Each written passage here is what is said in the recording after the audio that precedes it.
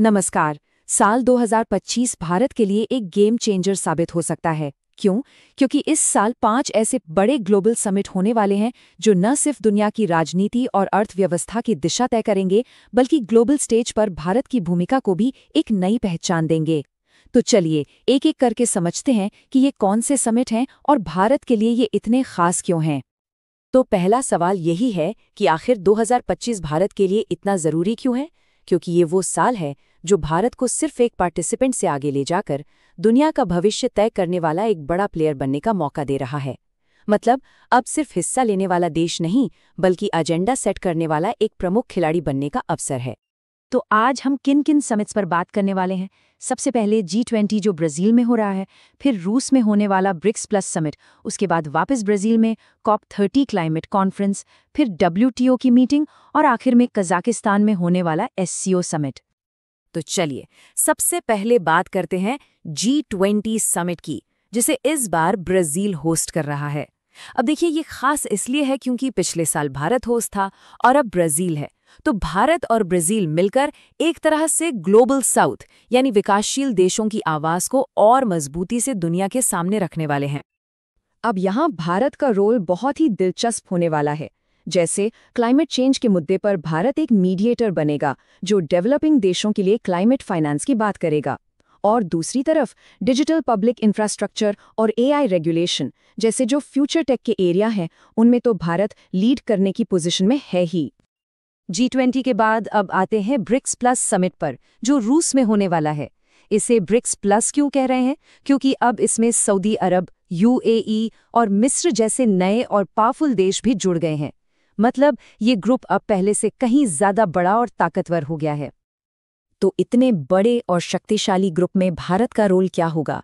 देखिए, एक तो एनर्जी सिक्योरिटी में भारत की भागीदारी बहुत अहम रहेगी, और साथ ही ये ग्लोबल साउथ के लिए टेक्नोलॉजी और इन्वेस्टमेंट जैसे मुद्दों पर एक मजबूत आवाज बनकर भी उभरेगा।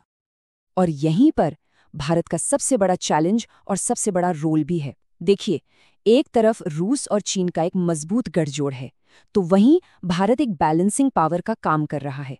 वो अपनी स्ट्रैटेजिक ऑटोनॉमी बनाए रखता है और ये भी देखता है कि ग्रुप में किसी एक तरफ का पलड़ा ज्यादा भारी न हो जाए। अब आते हैं एक ऐसे मुद्दे पे जो हम सबके लिए बहुत जरूरी है, क्लाइमेट चेंज।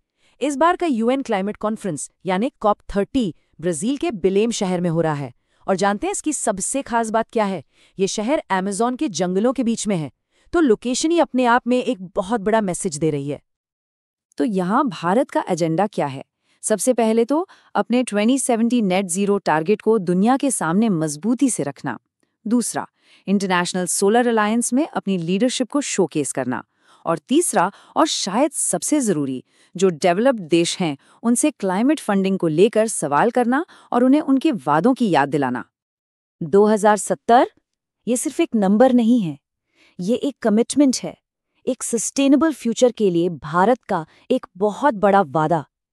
हाँ, ये एक मुश्किल लक्ष्य है, पर इसे पाने के लिए भारत जो भी कदम उठाएगा वही क्लाइमेट चेंज पर उसकी ग्लोबल लीडरशिप को तय करेगा। अब क्लाइमेट से चलते हैं ग्लोबल ट्रेड की दुनिया में। वर्ल्ड ट्रेड ऑर्गेनाइजेशन यानी WTO की जो मिनिस्ट्रियल कॉन्फ्रेंस होती है, वो दुनिया भर के व्यापार के नियम तय करती है। और यहाँ पर भारत की भूमिका एक तरह से गार्डियन की है, जो विकासशील देशों के हक के लिए लड़ता है।